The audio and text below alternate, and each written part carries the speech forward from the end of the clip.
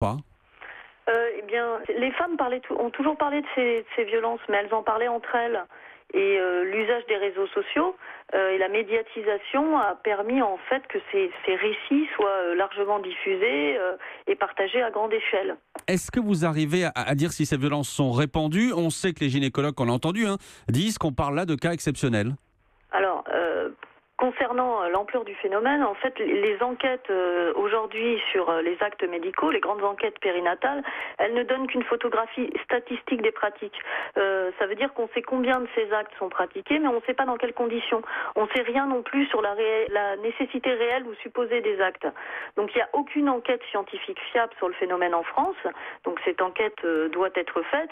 En revanche, on a quand même des indices pour mesurer l'ampleur du phénomène.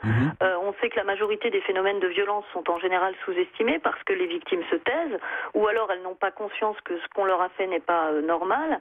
Et puis il y a aussi les enquêtes des associations d'usagers telles que le CIAN qui montrent que beaucoup de progrès sont à faire en matière d'information et de consentement des patientes.